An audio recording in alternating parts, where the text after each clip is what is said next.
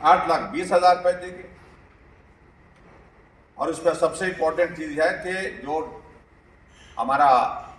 Public relation department है, उनकी ओर से जो डीएवीपी रेट्स होते हैं उनको भी वॉयलेट किया गया है। ये दान नहीं दे सकते आप। एक तरह का हिमाचल प्रदेश सरकार ने जो पैसा अगर दिया है लगभग 2 करोड़ से ऊपर का नेशनल हेराल्ड और नवजीवन को, एक तरह से वो दान की शेप में दे दिया है, नियमों का उल्लंघन हुआ है, राउंड फिगर में दे दिया गया पैसा। तो ये सारी चीजों को लेकर के भारतीय जनता पार्टी ने तय किया है कि सही पक्ष लोगों के सामने जाना चाहिए। और सही पक्ष आप सब मीडिया के साथियों के माध्यम से लोगों तक पहुंचे, इन सारी बातों को शेयर करने के लिए मैं आप सबके समक्ष यहाँ पर हूँ, आज आया था। और मैं इस बात को दावे के साथ कह सकता हूँ कि इस देश को लूटने की साजिश आज से नहीं, देश की जनता के पैसे को लूटने की साजिश मानसिकता कांग्रेस के नेताओं की जब देश स्वतंत्र नहीं था उस वक्त भी थी, और आज तो वो चरम सीमा पर पहुंची थी। ये हमारा देश का सौभाग्य है कि पिछले 10 वर्षों से कांग्रेस को देश की जनता ने सत्ता से बाहर फेंका है, और इस कारण से देश में आज वो लूट का दौर जो है वो समाप्त हुआ, जो कांग्रेस की सरकार के दौरान चलता था। और आदरणीय नरेंद्र मोदी जी के नेतृत्व में स्वतंत्र एजेंसीज जो भी पूरे देश भर में हैं वो स्वतंत्र रूप से काम कर रही हैं, इन्वेस्टिगेटिंग एजेंसीज। मुझे लगता है उस पर किसी तरह की भी टिप्पणी करना उचित रहा था कि नेशनल हेराल्ड हमारा अखबार है, हम जितना मर्जी जब मर्जी जो है हमारी सरकार उसको ऐड दे, आपको क्या होता है? हमें कोई आपत्ति नहीं है। आपने आज हिमाचल प्रदेश में ऐसी स्थिति है कि गरीब आदमी को अपने जेवर बेच करके अपने इलाज का इंतजाम करना पड़ता है, गिरवी रख करके। ये बातें कभी सुनते थे हम पुराने जमाने की,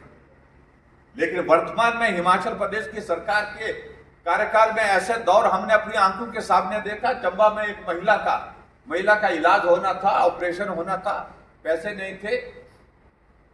जब डॉक्टर ने कहा कि ये सामान चाहिए, बेटा जाकर के केमिस्ट की दुकान पर जाते हैं सामान लेने के लिए, उन्होंने कहा कि 14,500 का बिल बनेगा, और पैसे जेब में उतने नहीं थे, 6,000 रुपए कुल मिला करके थे। और उसने मां के जेवर जो है वो गहने जो है प्रस्तुत किए कि इनको आप रख लीजिए, लेकिन मां को हॉस्पिटल में ट्रीटमेंट के लिए लेकर के आए हैं, ऑपरेशन थिएटर लेकर के चले गए हैं डॉक्टर। ऐसी सूरत में हमें ये सामान और ये दवाई चाहिए, लेकिन केमिस्ट ने जेवर लेने से मना किया। उन्होंने कहा कि कोई इसकी आवश्यकता नहीं है, आप पैसा थोड़ा जितना अभी दे सकते अभी दीजिए, बाद में अरेंज करके दीजिए। और उस बेटे ने 6,000 रुपये जो उसके पास सारे थे जेब में, उसमें से कुछ पैसे अपने रोटी खाने के लिए, कुछ पैसे अपने खर्चे के लिए थोड़े से रख लिए, सारे पैसे उन्होंने दुकानदार को दिए। जबकि वो हिमकेयर का कार्ड उनके पास था, और हिमकेयर के कार्ड के तहत वो इलाज फ्री होना चाहिए था, लेकिन उसका इलाज फ्री करने की स्थिति में कहा कि हिमकेयर के लिए पैसे नहीं है। डॉक्टर ने साफ मना किया। ये हालात हिमाचल प्रदेश में है, लेकिन नेशनल हेराल्ड को पैसा देने के लिए और नवजीवन जो इनकी जो कांग्रेस का जो अखबार है उनको पैसा देने के लिए हिमाचल प्रदेश सरकार ने लगभग 2 साल में 2 करोड़ से ज्यादा पैसा उनको जारी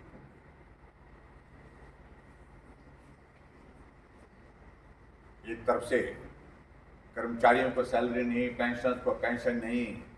सहारा योजना वाले बिस्तर पर पड़े हैं, गरीब लोग इलाज के लिए हॉस्पिटल में पड़े हैं।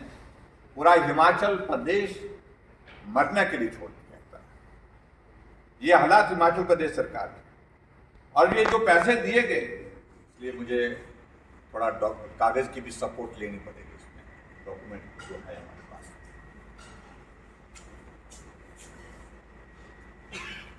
कांग्रेस और करप्शन दोनों आपस में पर्यायवाची है, और इस बात को हम कह सकते हैं कि देश जब स्वतंत्र नहीं हुआ था, जो वैचारिक दृष्टि से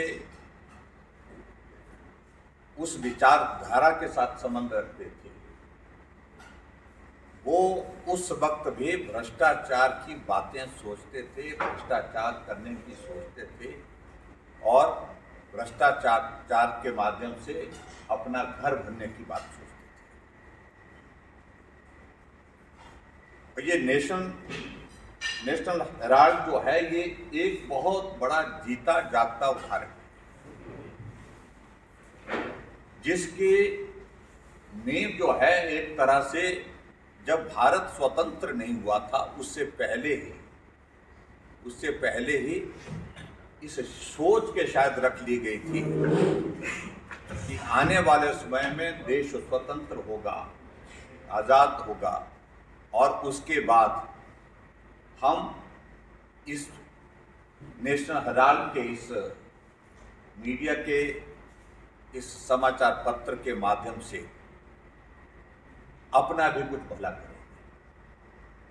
और शायद ऐसी सोच रही होगी उस वक्त। मित्रों, ये 20 नवंबर 1937 को एसोसिएटेड जर्नल लिमिटेड एजीएल की स्थापना की थी, और 9 सितंबर 1938 को जब देश आजाद नहीं था, नेशनल हेराल्ड अखबार शुरू किया गया, और ये शुरुआत की थी उस वक्त पंडित जवाहरलाल नेहरू जी ने। और जो अखबार है उस वक्त जो शुरू किया था, इसका जो मालिकाना हक जो है वो एसोसिएटेड जर्नल लिमिटेड एजीएल के पास था, जो 2 और अखबार भी छापती थी, और ये अखबार हिंदी में जिसका नाम नवजीवन था, और उर्दू में उसका नाम कौमी आवाज था।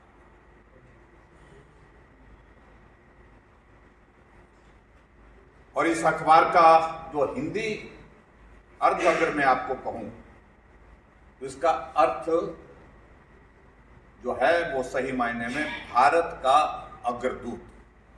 ये था, और जो कि आज के इस दौर में हम कह सकते हैं कि भ्रष्टाचार का अग्रदूत बन करके हमारे सामने जिस प्रकार से आया है, ये स्वाभाविक रूप से बहुत बड़ी एक विडंबना है। और जब ये अखबार शुरू हुआ था, उस अखबार में ये लाइनें लिखा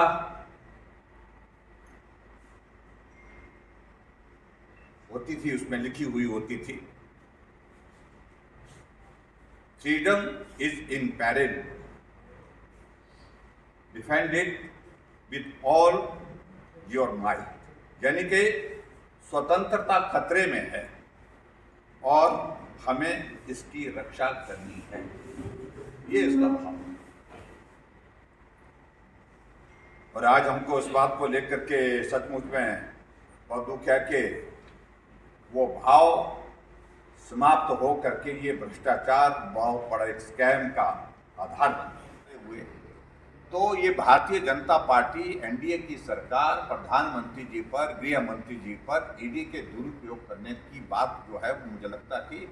इसका कोई औचित्य नहीं है, कोई अर्थ नहीं है। जो भी हो रहा है कानून के मुताबिक हो रहा है, और 2000 करोड़ के लगभग की संपत्ति बिना पैसे के, बिना किसी लीगल फॉर्मेलिटीज के गांधी परिवार के नाम पर होना, तो स्वाभाविक रूप से ये देश जानना चाहता है कि आखिर ये मामला है क्या। इन सारी चीजों को लेकर के मैं देख रहा था कि पिछले कुछ दिनों में, पिछले 2 दिनों से एक पूरे देश भर में चल रहा है ईडी के खिलाफ, ईडी के दफ्तर के बाद धरने, प्रदर्शन, नारे, और जो लोग संवैधानिक दायित्व पर हैं वो लोग भी जाकर के उस धरने में, उस प्रदर्शन में हिस्सा ले रहे हैं। आमतौर पर ये बहुत महत्व का विषय है कि केंद्र की सरकार की किसी एजेंसी के माध्यम से कोई कार्यवाही इनिशिएट की गई है, और वो हमारे समय में नहीं, कांग्रेस के समय से ही शुरू हुई। जब कांग्रेस की सरकार केंद्र में हुआ करती थी उस वक्त उसकी शुरुआत हुई। कोर्ट में मामला उस वक्त गया था 2012 में, जैसे मैंने बताया। और उसके बाद जिस व्यक्ति ने संवैधानिक दायित्व की जो है शपथ ली है, जिसमें मंत्री भी आते हैं, मुख्यमंत्री भी आते हैं, उप मुख्यमंत्री भी आते हैं, ये बहुत बड़ा दुर्भाग्य है कि वो लोग जाकर के ईडी के खिलाफ, यानी कि केंद्र सरकार के खिलाफ, केंद्र सरकार की इन्वेस्टिगेटिंग एजेंसी के खिलाफ नारे लगा रहे हैं, धरने पर। और हमारे हिमाचल प्रदेश के मुख्यमंत्री ये शायद मुझे लगता है कि उनके समझ में ये सारी चीजें है ही नहीं, वो समझ नहीं पा रहे कि है क्या मामला, हुआ क्या। और ना बहुत ज्यादा वो समझने की आवश्यकता महसूस करते हैं। वो